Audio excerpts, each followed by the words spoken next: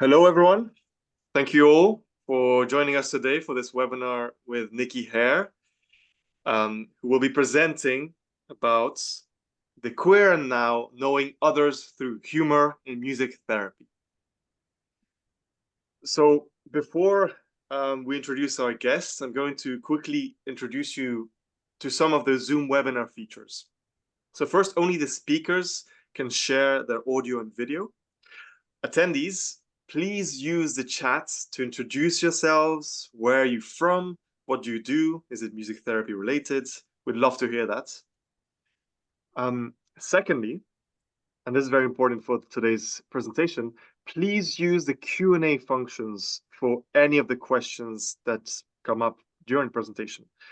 And also you can upvote other attendees' questions in the Q&A function.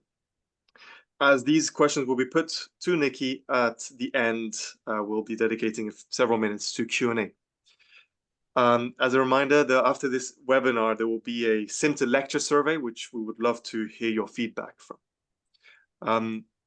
And finally, if you'd like to be updated about our next public lectures, please make sure to join our newsletter, which I will put an invitation link here. Now, I'm going to hand over to Dr. Alex Street, Senior Research Fellow at Cambridge Institute for Music Therapy Research. Good evening, everyone, and welcome to the Symptom Lecture Series. And I hope you can see and hear clearly. If there are any issues, let Leonardo know, because he's the most capable person I know who's dealing with these things. It's a great pleasure to introduce Dr. Nicky Haire, who's a distinguished music therapist, lecturer, musician, who knows what else, at Queen Margaret University in Edinburgh, has decades of experience as a musician and therapist and educator, and is going to be talking about her research, delving into the role of humour in music therapy, but I think somewhat more than that, embracing a method of inquiry that used the surprise of improvisation to surface something about embodied experience of humour. The notion of humour as a queer gesture in music therapy to draw attention to music therapists' bodies as sites of trouble and vulnerability. That's just one aspect that we might gain some insight into.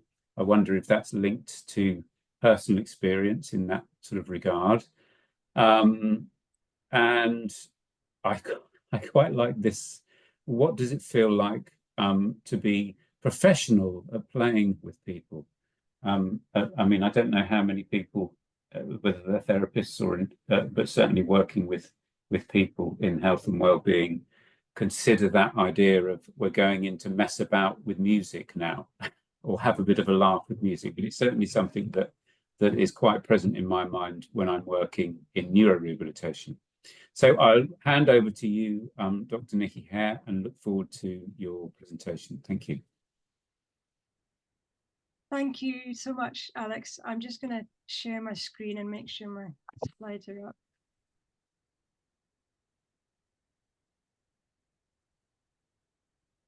Okay. So thank you so much to Symptom as well. I'm really delighted to be here, and thank you for the invitation to come and share some of the thinking around my work. I wanted to say a couple of things about this title. Apologies for the bad pun. My doctoral research was about how humour enabled contact in music therapy with persons living with dementia, and how music therapists perceived humour in their work. So the here and now can feel very vital when thinking about ideas around relational contact with persons living with dementia. And I'm kind of playing with one of my findings, that humour can offer an experience of presencing and togetherness. With the queer and now, I also wanted to draw attention to times that don't conform to linear experience necessarily, and highlight the notion of existing in multiple times when you're working as a music therapist with persons living with dementia. So getting into a non-sequential experience of time. Another one of the findings from my doctorate was that humour enabled music therapists to know someone living with dementia in a specific way. The original title for this talk was Knowing Other, through humour and music therapy. And I've slightly tweaked this because I've been thinking a lot about how humour enables music therapists to embrace aspects of otherness in themselves. So thinking beyond humour just being a social tool in their work. And this, for me, like Alex said, also relates to notions of a professional identity, which I found in this study humour seemed to trouble at. So a lot of this talk today is based around a reframing of findings from my doctorate. And this has emerged through my own questioning after the doctoral work. And it's important to say that my thinking around queerness and queering is still evolving. It's constantly changing. And I wanted to give a big shout out, a thank you to colleagues, drama therapist Kathy Akers and art psychotherapist Paolo Plotea at QMU, and the students that we work with each year when we deliver an input on queering in the arts therapies. Because each time we do this input, my thinking develops about how we perform our professional selves and what performativity might mean in music therapy and how queering and queer theories can speak to that. So what I'm saying with this bracketedness is that knowing my own otherness, as well as thinking about how I come to know someone who is not me in music therapy, is an ongoing process, as are the thoughts in this talk. So, what happens when you hear the phrase music therapy is fun?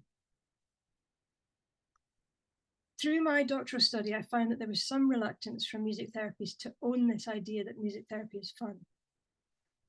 What came up several times in the focus groups was how we, as music therapists, are very keen to be taken seriously. You might not be troubled by it, and you might be laughing right now, but often in my doctoral study, music therapists seemed professionally challenged by this phrase. There was a sense of, we do so much more than just have fun as music therapists.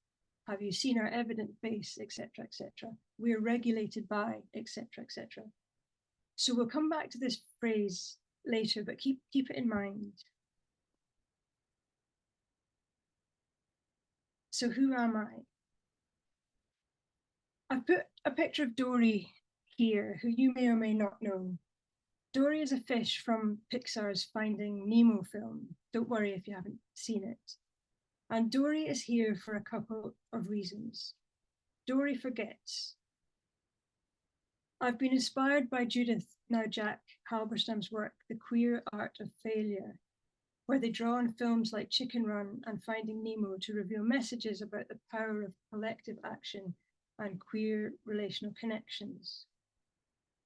Halberstam uses Dory as an example of queer forgetting, where Dory forgets family and tradition and lineage and biological relation and lives to create relationality anew in each moment and in each context.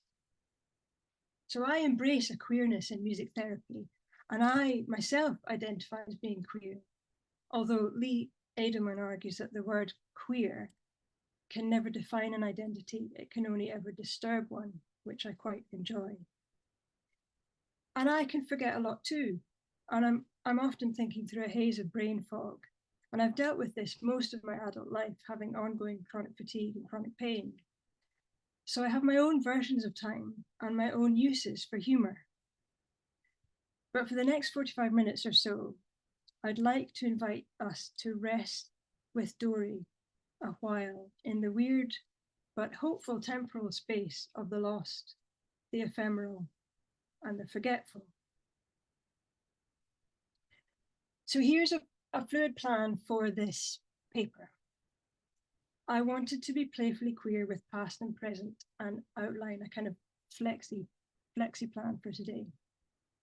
I'm going to be looking back at my doctoral research and use aspects of queer theories to reframe findings and allow different ideas to emerge. So the yellow-orange words are in the past and the blue words are evolving as my thinking evolves. My PhD title, How Can You Have Music Therapy Without Humour, is a quote from the wife of a gentleman I've been working with as a music therapist. And they both took part in the pilot project for the PhD. So while I can think about my methods now as queer, I wasn't using the term at the time. I didn't quite have the vocabulary for what I was doing. So it's a kind of blue-yellow mix. And then we get to knowings at the time. I'm thinking of this point as when I finished PhD. My knowings or findings at that time included ideas around knowing humour through bodies, humour disrupting normative temporalities, and humour troubling professional identities, like I've spoken about. And then we'll finish fully in the blue with queer and crip imaginings of body, time, and identities. So the knowings now that we'll come to through this talk are catalysed by the chance experience of an improvised group performance at the end of my PhD. And that's where we're going to begin. I'm going to start at the end. We're in the back room of a pub here, and I'm holding a microphone and probably saying thank you to the people around me. To my right on the screen is Skye Lanerigan, a spoken word artist. Then on my left on the screen, we've got Mike Parberman on guitar, Sarah Gilbrand, trombone, Russell Wimbish on bass, and Graham Wilson on sax. We've just improvised a half-hour set to some thematic material from my PhD. And this was part of an evening gig after a symposium on humour, which lasted for the day. And I'm going to drop you into the experience right at the end of the half hour and play you the audio recording of the last 2 minutes. You'll hear the audience mostly made up of people from the symposium, and you'll hear people talking in the bar next door. And you'll also be aware of different improvised sounds as each of the 5 musicians, including me, respond to what the spoken word artist is saying. I'm going to invite you to listen and notice your own responses, and let yourself imagine what might be happening in the room.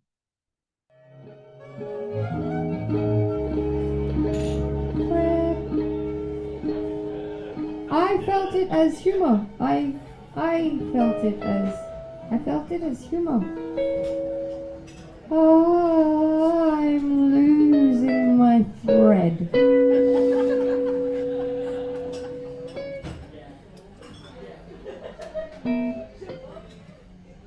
I'm losing my thread. I'm losing my thread. I'm losing my thread. I'm losing my thread. I'm losing my thread. I'm losing my thread.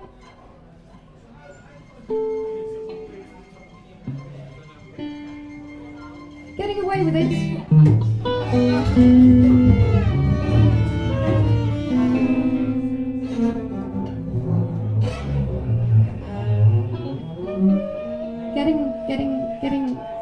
Getting away with it. Getting away with it. You're too professional.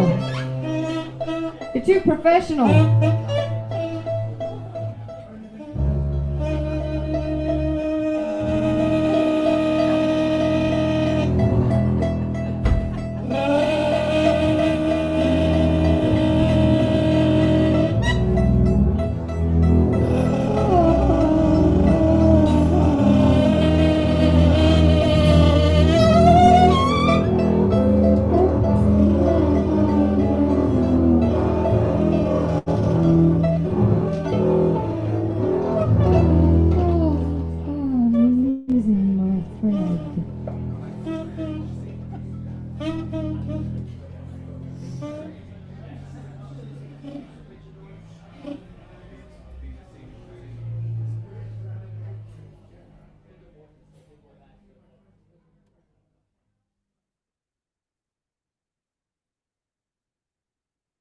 So this experience was significant for me. It was incredibly powerful at the time, and I wasn't quite sure how to articulate what had happened. I hadn't planned this as part of my methods. I'd followed my instinct and, in a way, thrown my data and my findings up into the air. But one thing I did know was that the group improvisation was not a representation of data and findings. Rather, it was a living of it in sound. So my methods were beautifully convoluted. To get towards my research questions, I wanted to improvise a process of inquiry that allowed a fluid and embodied knowing about humour. I arranged interviews with people living with dementia and their music therapists, and in these I've modified Henry and Fetter's video elicitation method, so we watched back clips of participants work together, and these clips were like my questions. And I video recorded the responses to these. So I nicknamed it the Gogglebox method. My main data was the recordings of responses from participants to what we were seeing and hearing. And for me, this fluid process felt much more than an interview, so I used the term interview encounter as it seemed to align with the depth of the engagement with the people I met.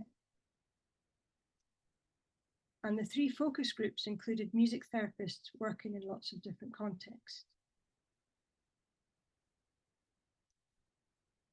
So in making sense of this data, I was inspired by Amanda Shenstead, arts-based reflexivity, and this developed into an idea of thinking through improvisation. I was trying to enable a sensory dialogue with myself through improvising and drawing. So although I worked to organize this into a systematic process, I wanted to celebrate the non-sequential experiences of knowing.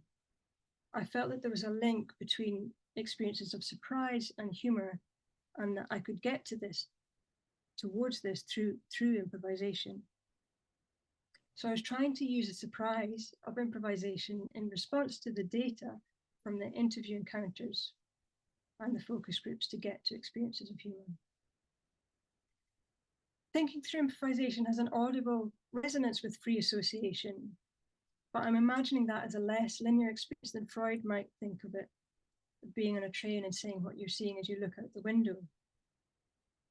And I'm bringing in the idea of knowing body, which was important to me given a lot of the humor we were seeing was beyond verbal and embodied. I was also really held by phenomenology alongside the arts-based reflexivity. And I used Max van Manen and Linda Finley's work to help articulate what I was finding. Maurice Merleau-Ponty's thinking was also important to me. The body itself is not an instrument, but a form of expression and making visible of our intentions. And as Sarah Ahmed highlights, this leaning towards or intentionality that Merleau-Ponty speaks of can be thought of as a queer phenomenological orientation.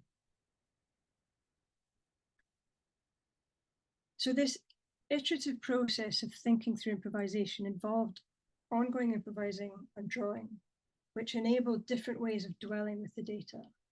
I didn't record every improvisation, but the drawings seemed to serve a kind of articulation of process that was important for me. And these are some examples from the process I was engaging with in relation to the data from the interview encounters.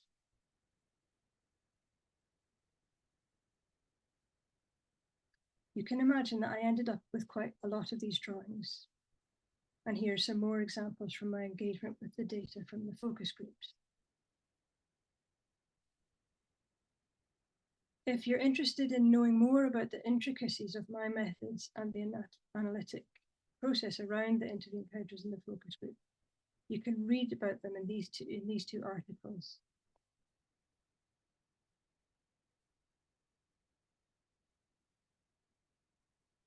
So at the time, like I mentioned, I found that bodies were significant as a way of knowing humor. And through humor, we get to know our bodies. We're disrupted into laughter. The more unexpected, the greater the disruption, often. So bodies were a site of pleasure and joy. And this too led to heightened possibilities for relational contact with persons living with dementia. The in-jokes that I was witness to in the interview encounters between music therapists and the people they were working with allowed a sense of shared knowing, agency, and a kind of location in place and time. And this seemed to promote a relational equality, which also reinforced contact. There was also something about knowing time through humor. It seemed to me that humor in the interview encounters catalyzed a kind of relational time, a time that was both unique to the people in it at that moment and dimensional in that it allowed the embodiment of multiple times, pasts and presents, and perhaps imaginary futures. And we were knowing our music therapy selves through humour. For the music therapists in the focus groups, humour troubled at a secure sense of identity. There was an uneasy relationship between humour and professional status. It seemed to expose a fragility and a feeling of being misunderstood. And there was a fear around the riskiness of humour and what it meant to engage with it.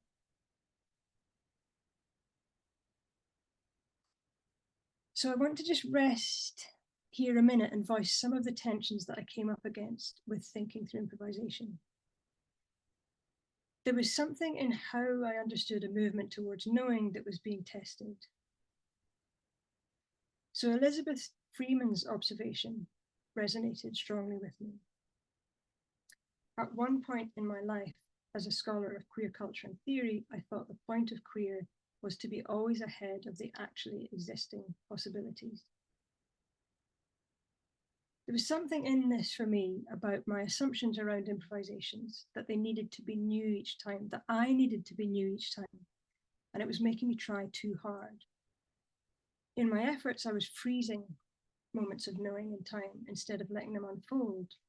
And looking back, I can make a link now between a queer intention as supporting the more embodied and pleasurable drawing I was doing, something I'd never done before, and the way I was playing my violin in response to the data. Perhaps a more fluid space might also include repetition, stalling, rest, stop, silence, and unknowing for starters.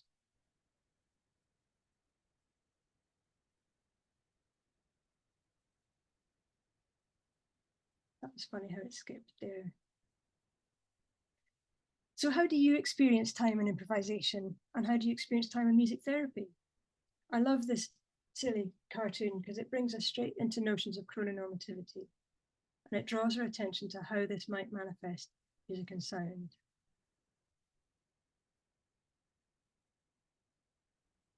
Let's go back to the end again. The group performance we listened to earlier was part of the evening event that happened after a day-long symposium on humour.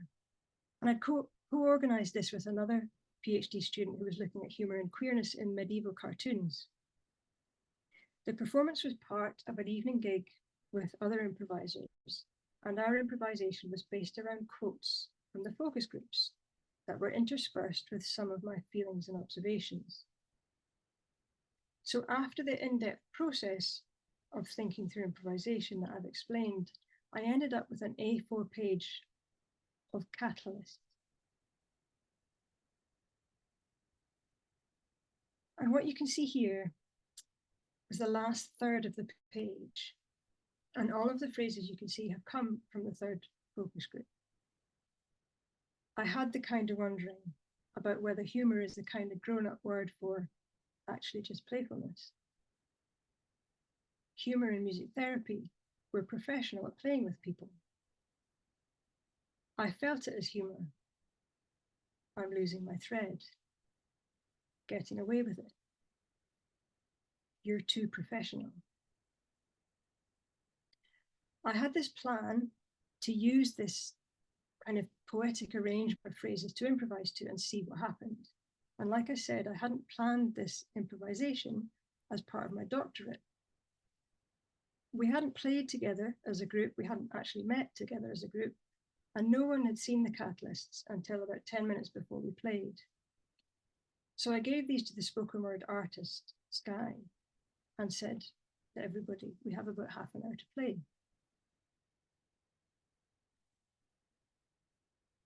So I'd like to listen to that clip again from the 26-minute performance. I want to give you the chance to really settle in and see what you notice this time. I've put up a screenshot of the last minute of the improvisation where the sax player Graham has got a ping pong ball and he's blowing it on top of the crook of his saxophone. And I wonder if this was close to what you were imagining the first time we listened.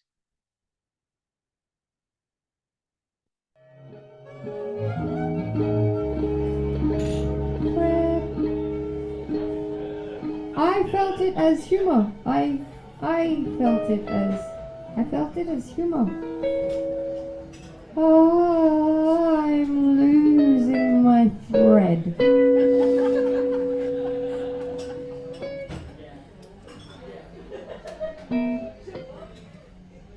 I'm losing my thread. I'm losing my thread. I'm losing my thread. I'm losing my thread. I'm losing my thread. I'm losing my thread.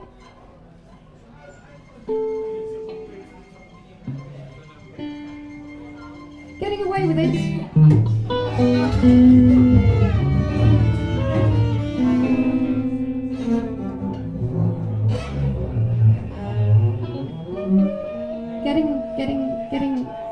Getting away with it. Getting away with it.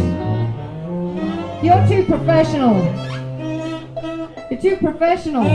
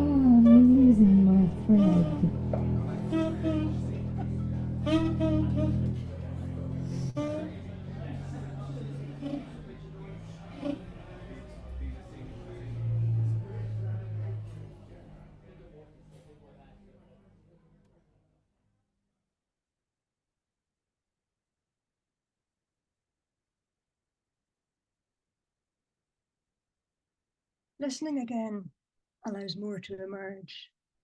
If we listen deeply, like Pauline Oliveros teaches us, we find out more. And it reminds me of Karen Barad, who talks about letting themselves walk around in every sentence that they read. Reflecting on it now, this idea of resting into listening could be felt as a queer positioning in today's hyper-progress-oriented world. In that way, we were able to remember, as in re-embody, to use Linda Finley's term, in the group improvisation and through listening to it now. In the group improvisation, there was a collective sensing which expanded on my notion of self-reflexivity in the arts-based process of thinking through improvisation, a kind of collaborative reflexivity in action. And for me, this queers the notion of fixed roles and definitions. It blurs distinctions between data and findings, researcher, participant, player, audience, music therapist, client. I loved the moments of disruption and repetition, like when I hear my plucked E string, which sounds to me like a kind of metronome, and feel the contrast in the sax player's sounds, along with the words, "I'm losing my thread." Or when you hear the absurdness of the sax player and his ping pong ball. When you're watching the video, the expectation that it might just fly off is disrupted. And I'm still struck by the fact that Sky ends with, "I'm losing my thread," even though it wasn't the final sentence on that A4 page of catalysts. "I'm losing my thread" is something that I admitted during one of the focus groups, thinking that everyone would laugh. And when they didn't, I felt terribly isolated. I found it a very othering experience in that moment, and that can be the case when humour doesn't land. Listening again, I become more aware of the moments of laughter from the audience. And it struck me that there was a kind of stand-up vibe, which I hadn't expected at all. And it kind of shakes me out of my earnest PhD-ness. This feeling that it wasn't a representation or a performance of findings takes me into ideas around how music therapists perform their professional self. Music therapy is fun doesn't quite sum up the range of complex and ambiguous happenings that make up music therapy, but that doesn't mean it's not true. The other thing that I found important was I didn't feel The gestures are symbolic. The sounds and the soundings existed in the moment, in the queer and now. So part of this process and this paper, this talk, is about revealing or expanding my findings through queer theories. I'm thinking now of the group improvisation as a queer way of knowing about humour, in that it invited the disruption of bodies, time, and identities further. As an inquiry, the collaboration between players and audience during the improvised performance felt much more alive and closer to my understanding of humour as an experience than the narrowing or distilling that I'd been doing through my self-reflexive thinking through improvisation. Rebecca Schneider writes about how experiences remain differently in bodies through performance, which happens in the moment and then is gone. This is not dissimilar to humour or improvisation or music therapy as a process-based engagement. Honestly, I think my findings were quite queer in themselves, but the group improvisation helped to open that further. Leaning into queerness, humour disrupts bodies, time, and identities, and queer's ways of knowing,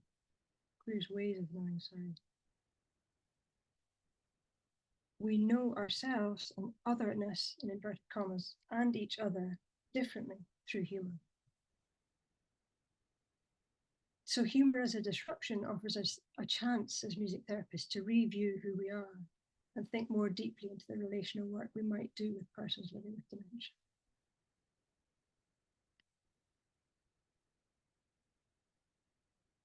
When I admitted I'm losing my thread as the researcher in one of the focus groups and felt the subsequent isolation when nobody laughed, I felt very ashamed to have shown such vulnerability. Forgetting tends to be considered as shameful or dismissed as funny. We laugh at older people who can't remember what they went upstairs to get. Following on from this, in my experience, academic practice is built on remembering, on knowing things. Minds are privileged in that way. As Judith Halberstam suggests, to say that we might want to think about memory and forgetting differently is in fact to ask that we may start seeing alternatives to the inevitable and seemingly organic models we use for marking progress and achievement. With this in mind, do we need to be thinking about forgetting or aging or dementia differently as music therapists?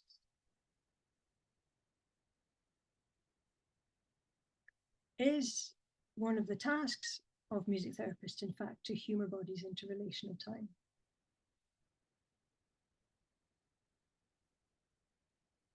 Cynthia Port makes a link here between queers and older people as being positioned outside of mainstream temporalities because they're standing in the way of, rather than contributing to the promise of the future. The promise of the future could be termed a progress narrative, a normative trajectory through the life course. In moments of relational time through humour, there's an invitation to connect with others, whatever your temporal leaning.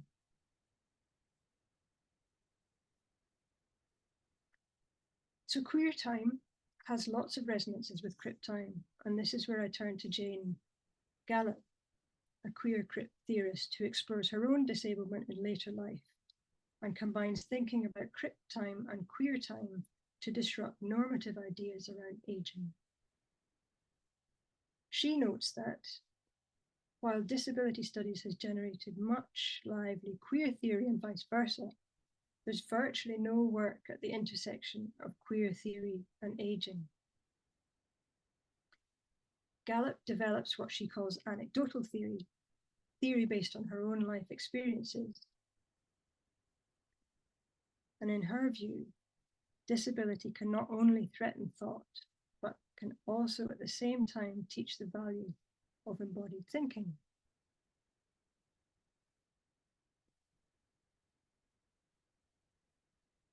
Ellen Samuels also writes about experiencing crip time.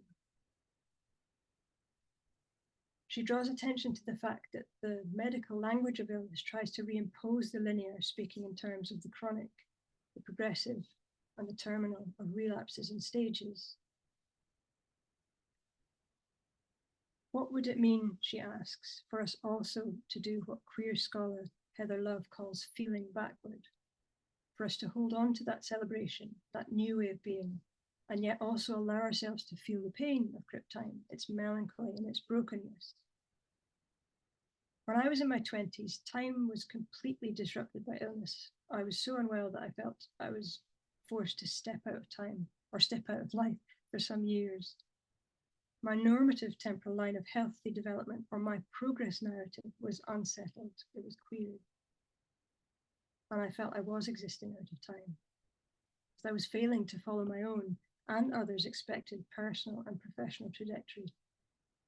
And day to day, hours would pass without anything happening, when time would feel leaden and heavy. I certainly recognize the chrononormativity of medical practice Ellen Samuel speaks about. But through crip time, we can understand time in a way that values different lived realities. Maybe I was feeling backward, like Heather Love writes, through the group improvisation into my own experiences of isolation and altered times, along with profound experiences of humour in music therapy work with persons living with dementia.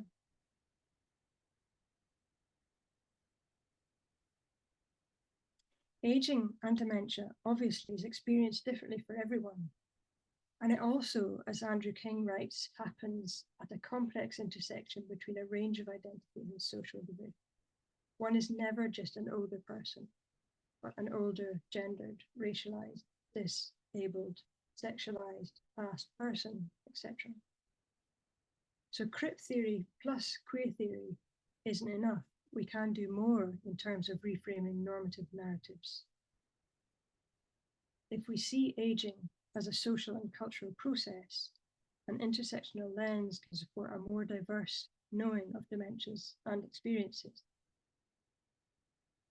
In his chapter, King also goes on to say, drawing on Pia Kontos' work, we still need to work to reimagine dementia in ways that recognizes multiple marginalities.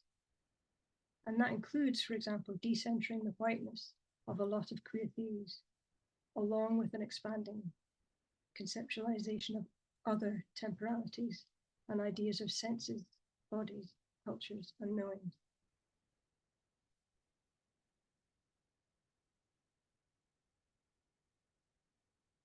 So fluidity and refusal are my two favorite aspects of queer theorying. And for me, they're also very present in improvisation. I'm not stupid, just demented comes from a participant in the first interview encounter. I find it powerful in the insight, frustration, and loss it communicates. It reminds me of Margaret Goulet's book, Declining to Decline, where she rails against the encultured views of aging and aged people as no longer productive or useful. My methods in my doctorate, my methodological stance, my findings, and this subsequent sense-making also allow a move against what we could call a progress narrative. Privileging a progress narrative implies that certain people are always behind time, out of time, or outside time. Can humour and music therapy challenge a progress narrative? I think through its disruption, it can help alter a fixed sense of forward motion in being and draw attention to normative ideas around a life course and temporality. Certainly, working with persons living with dementia, humour can hold and communicate some of the complexity of the experience, like the statement from the participant, "I'm not stupid, just demented."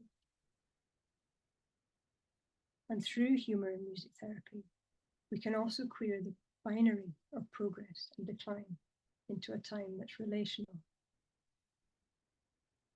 So maybe the queer and now is not such a bad pun after all.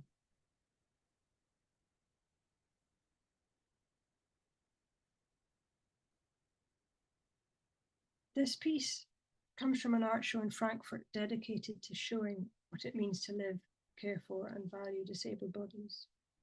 I've put the website up there and it's definitely worth a visit. Both crip time and queer time support and value different temporalities, different ways of being in time. And like I found, humour can lead to a relational time in music therapy with persons living with dementia. Humour is a social form. It needs other people and so can highlight these moments of liveness and presencing through collaboration. Often, one role as a music therapist is to help expand that relational time outwards with other family members and relatives. And mostly we work with people in isolated moments during the week, half an hour or 50 minutes here or there. What happens in between these times? How do we avoid losing our relational threads? One way might be to listen to the pace of the person you're working with. Humour won't work if you push it, just like bodies won't if you push them. Like lots of people for different reasons. It was hard to get here, and now, as we're coming towards the end of this paper, we might all need a rest.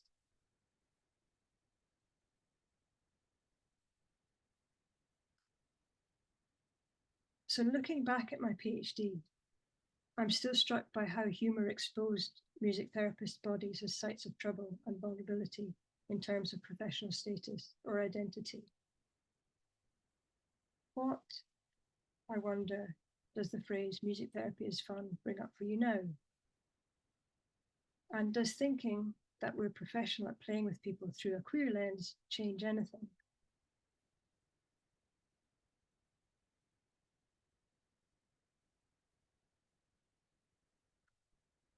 Here's Dory again. I enjoy music therapist as a kind of leaky category. For me, that doesn't mean music therapy is ill-defined. In fact, I think our strength as music therapists lies in being fluid. Humour in our work can be generative and transformational. Forgetting can also be generative if we reimagine through queer and crip lenses what we mean by progress and achievement and future. Together in our work as music therapists in relation to humour, I think it's helpful to ask queer theorists Meg John Barker's and Alex Iantafi's questions. What might humour open up and what might humour close down?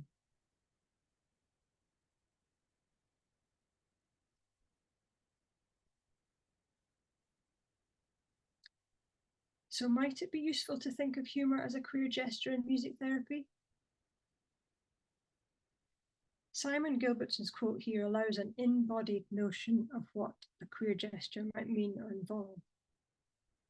He's also drawing attention here to music therapists as designators of status, diagnosers perhaps, definitely occupying privileged positions.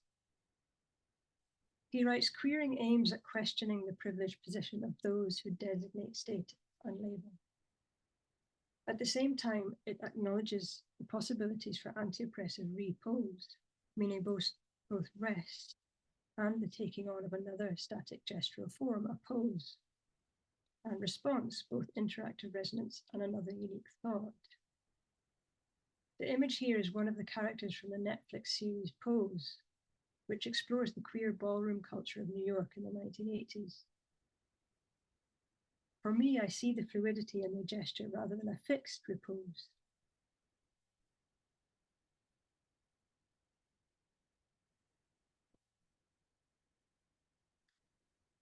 So I think the way humour can disrupt expectations, shake bodies, and unsettle normative ideas around cognition and being in time is a kind of queering and a kind of movement.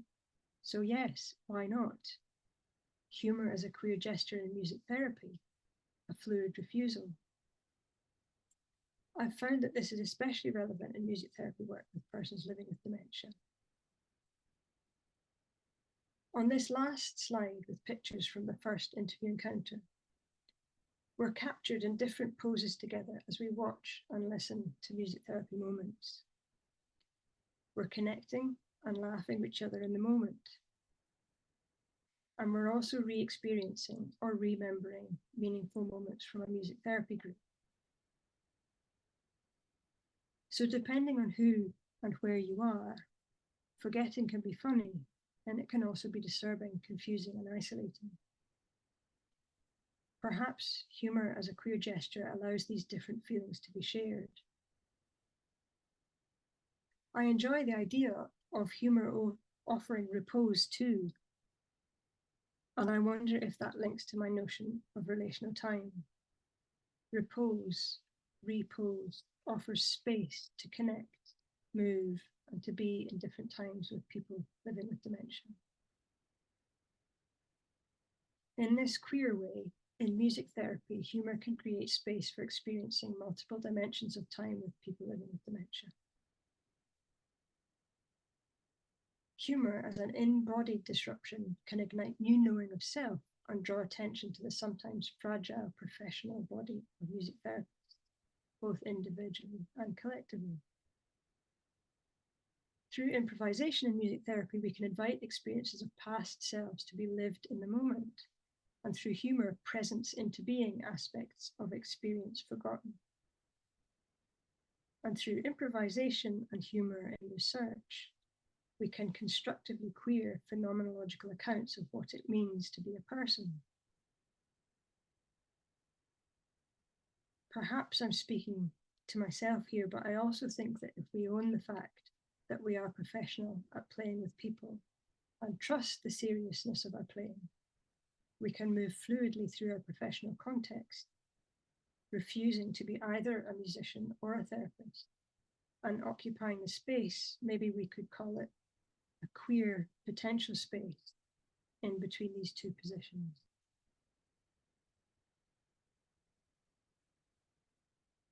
Thank you very much for listening. One final joke. Black-eyed peas can sing us a song, but chickpeas can only hum us one. Here are some references.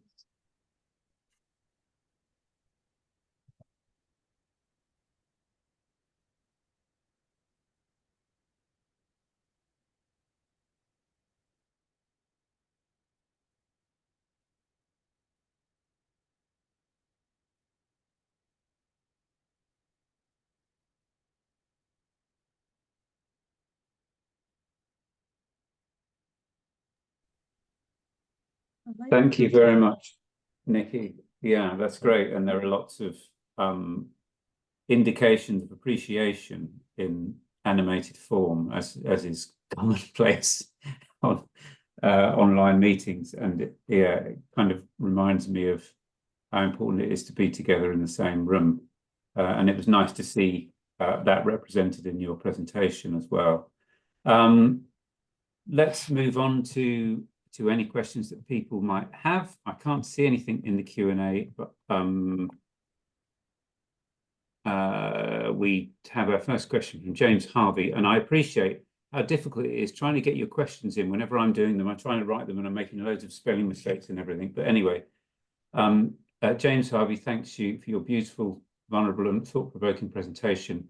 Yes, I was struck by that, the vulnerability that comes out as well, and that's an important part of the therapeutic process too, isn't it? You asked what music therapy is fun brought up, that statement, music therapy is fun.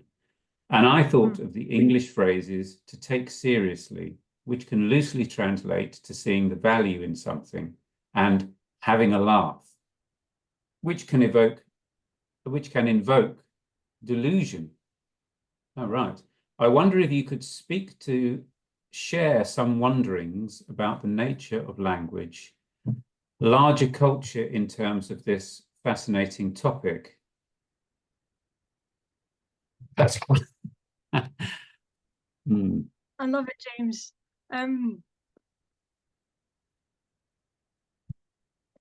I mean, it's interesting because a lot of what I found in the interview encounters was it was humour that didn't involve language. So I think, and I've always thought actually that there is a whole area there that is just rich for exploration around languaging and humour. Yeah. Well, I mean, you've talked about embodiment, haven't you? So that which suggests that language doesn't really matter. Language isn't really there. It's a different kind of sharing of humour or accessing and using humour. But I think, and James might say this, that the bodies language in different ways also, don't they? Culturally, we're kind of, you know, we learn communicative strategies through our bodies, and so I think that's incredibly fascinating around humour. Mm-hmm. Okay. I mean, I must admit, I've said at this point, I can't help thinking that this is a sort of ongoing process, trying to. It could just be me always thinking about the sort of the clinical utility, and the journey from sort of, and I'm not saying that this is all theory, but let's say, you know, hypothesizing and philosophizing about different approaches. It's an ongoing process, perhaps, to reach a point of a more easily comprehensible, you know, grasp of what's going on. What do you think, Nicky? Before. Yes.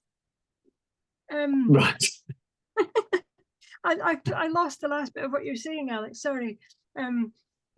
Well, I know. I mean, I was just wondering about James's question and how easy it is to answer it, to address those sorts of points, really, that he's making.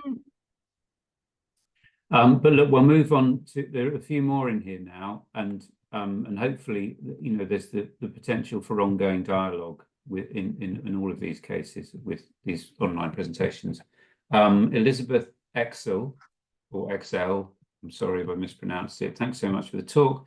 So much resonated with me, and I can't wait to rewatch and catch the details. Can you briefly say any more about the phrase hyper-progress oriented world you used? Yes, I did catch that as well. Where does this come from and what does it point to? Yeah.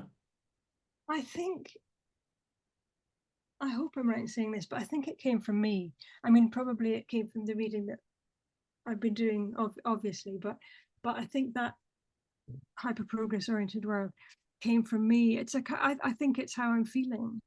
And I don't know where it points to. I think that's sort of the point. I think it's a bit infinite. And probably I'm thinking around, well, I think we kind of try and beat time. I think, and this may be a very personal answer, you know, I don't have, you know, massive study to back this up, but I think we're trying to beat time somehow with this kind of 24/7, constantly online, infinite scrolling, information available infinitely all the time, and I think that gives a sense of, you know, just on a trainness that several people have said to me they feel they're on a train and we don't know where we're going, really. And I'm probably, you know, thinking of this in the context of our world at the minute, but yeah, I don't think it points anywhere, or possibly if I thought a little bit more about it, I would get a bit despondent about where it points to. Yeah. Well, perhaps there's more. There's a lot more to be said about that, isn't there? And also with personal experience, you again, you were sort of candid about your own experience of being unwell and what it does and what people's expectations are, or certainly what we perceive as those expectations, and you know, that sort of helps build the resonance with the people that we're working with as well, and how the, you know, liminality is manifested in their lives or not, and, you know, the whole kind of concept of time. But yes, the bigger picture is we do indeed live in a world where we have things like Zoom, and we can meet people at the drop of a hat all over the world and get things done. And suddenly if you imagine all of that failing, you know, output, you know, productivity would suddenly collapse. So yeah, we certainly have these things. Anonymous attendee, I'd love to hear your thoughts on how queering and humour has permeated fixed professional spaces, and what was the result of that disruption enrichment? I won't go on to the second bit, but let's just add that first bit. I don't know if it has. I don't know if it has. I don't know if queering or humour has permeated fixed professional spaces. I mean, I feel there's work to do. There's a real, and it's hard not to feel again, speaking personally, not to feel slipping into being silly if you're kind of being a bit playful or thinking, you know, here we could get into neuroqueering perhaps. I'm thinking of academic spaces certainly. But I think, I mean, yes, sorry, it's leading on to that. The second part is leading on to, you know, concrete ways. Here we are. We've got to be productive. Concrete ways to use queering and humour to transform our professional practice. Well, I mean, I maybe concrete isn't a word we want to befriend too much. Kind of, you know, pragmatic ways of actually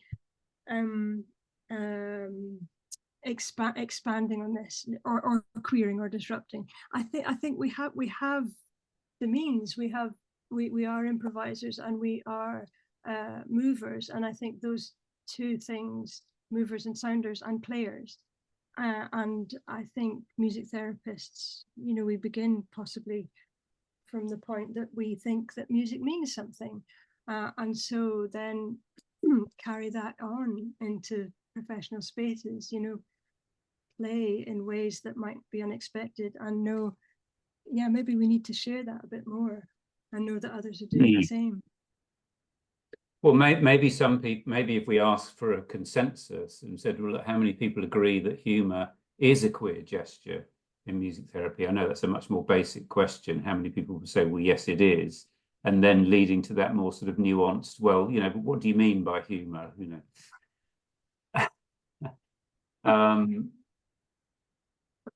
Oh, hang on.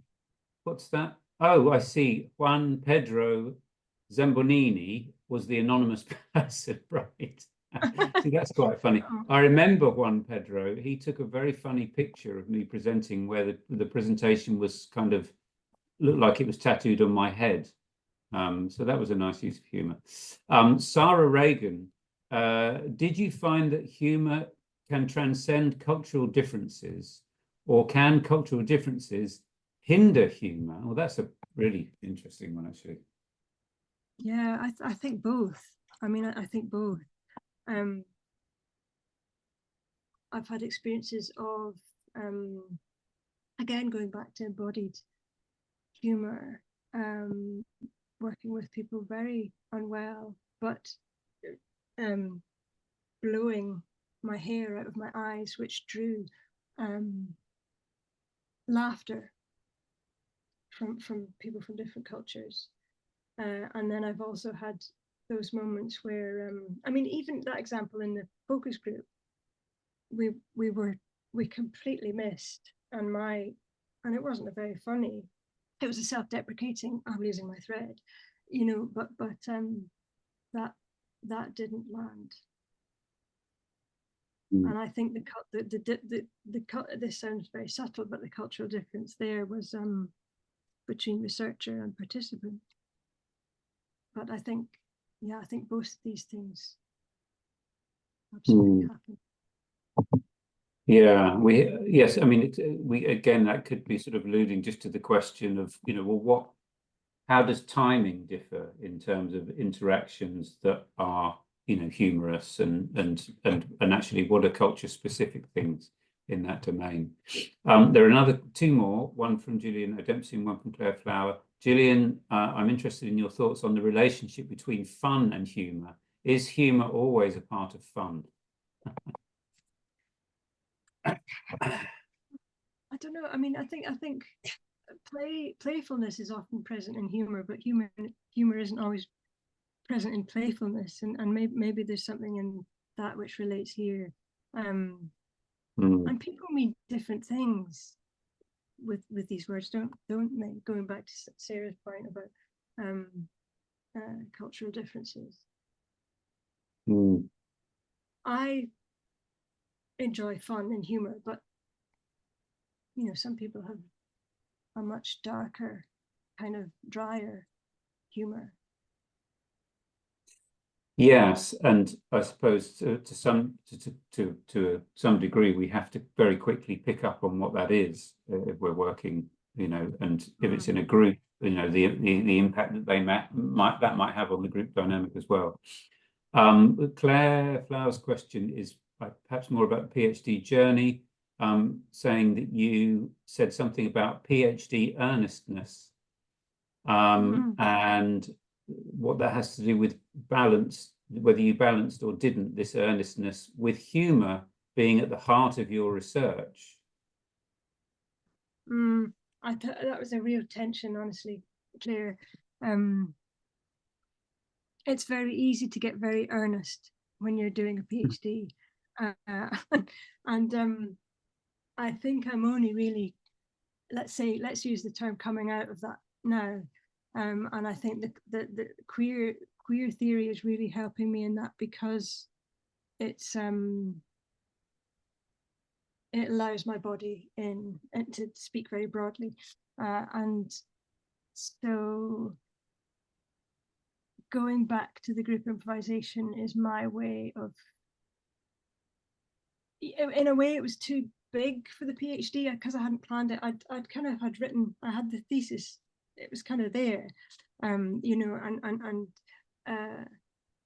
I wanted to do that thing of throwing things up in the air, which I did, and I think I tried to articulate it as part of the PhD at the time, when actually it needed to be what it was, and it is. So earnestness, yeah, that's another one that makes me think of James's question about taking seriously. Maybe there's a link there. The last question so far is on timelessness. I was really drawn to, this is from Anne Wiley, I was really drawn to the timelessness you described and wonder if this can relate to musical improvisation. How did you find time passed in your big group improvisation, or have a sense of time? So how did time pass, or what was the sense of time? Thanks, Anne. During the improvisation, it did that thing. Time did that thing of my perception of it. It went very, very quickly, and I think it did for all of us that were involved in the improvisation. We sort of turned to each other and said, "Gosh, was that 25 minutes?"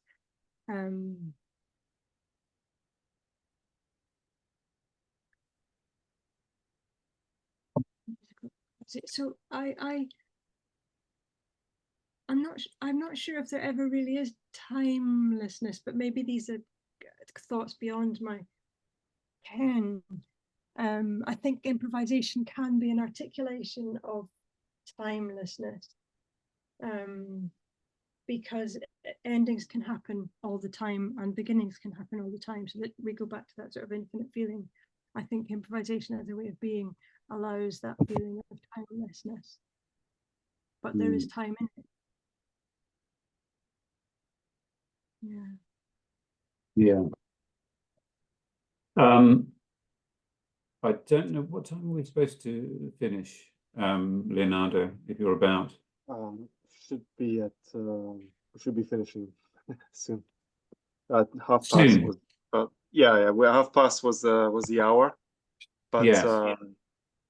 You have one last small question, or either way, if anyone has any additional questions, please, Nicky, do you have any email that people can send questions if you want to, yeah.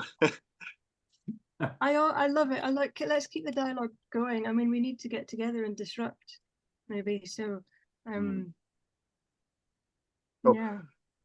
Oh, have I sent that to everyone? Yeah, Or just I've put it to Yeah. everyone. Brilliant, thank you. Yeah. Well, yeah, it seems like a very important consideration that needs further dissemination, certainly what you've started doing here. You seem to refer to, you've certainly consulted with drama therapy, you've used art and animations. There was something else as well, and I started to think, oh crikey, so is this part of the queer process, I suppose, in that, you know, we're music therapists and we're trained in music therapy theory, but and also our personal experience as well. So should we all be thinking, actually we should be drawing on all of these things? And some people, you know, they do run music therapy sessions and they've got colouring instruments and art, you know, materials and all those kinds of things in there anyway. There's an article that I wrote with a couple of people from India, and there's this term jugad, which is an Indian term for being finding creative solutions, you know, and it's an increasingly used term. And in their clinical work, they were using all sorts of different materials, and there was quite a bit of humour as well that came out because it was in a community setting, and so all of this sort of stuff came out about the person, the client receiving the music therapy, and the gossip about them and about other people in the village and all this sort of thing. So is it certainly, is that part of it, drawing on lots of other aspects surrounding, you know, music therapy? Yeah, definitely. I think we have to be like, yeah, that there's your queer potential space. We're in and we're out. Yeah. And do you think it takes a certain amount of you know, 'cause I think sometimes when we're in a clinical setting, particularly in more sort of inpatient settings, sometimes, you know, there's quite a much more sort of severe and heavy clinical atmosphere. Is it easy to find levity and to engage with people in ways that are going to help them to access therapy, you know, or do we have a tendency to go into those settings thinking, oh, poor Mrs. So-and-so or Mrs. So-and-so, and, you know, this is, you know, and they're very upset and everything. How do we know that it's safe and appropriate and all those sorts of things? Absolutely, Alex. Yeah. I can remember one of the music therapists in the focus groups spoke about humour as a green shoot on a ward with mothers who are very, very depressed. And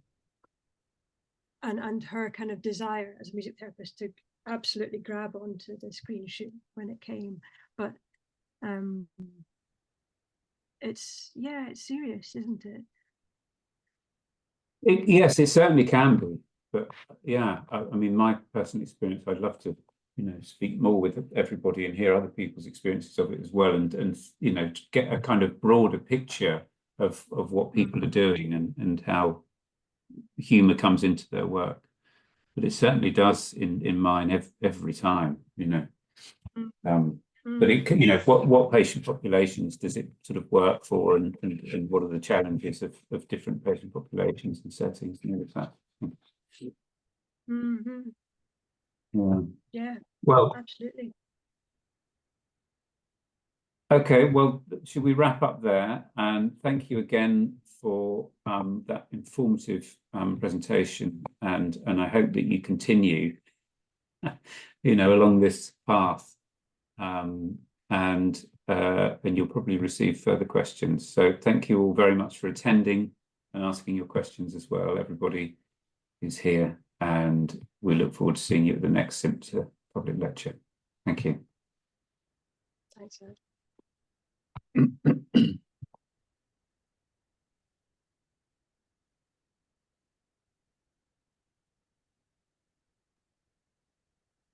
We had people joining from around the world. If you're curious to know, there were some people from Philadelphia, London, and South Africa, Cape Town, Wales, Scotland, Cardiff, Scotland again. Different Great. And places. you need to do your survey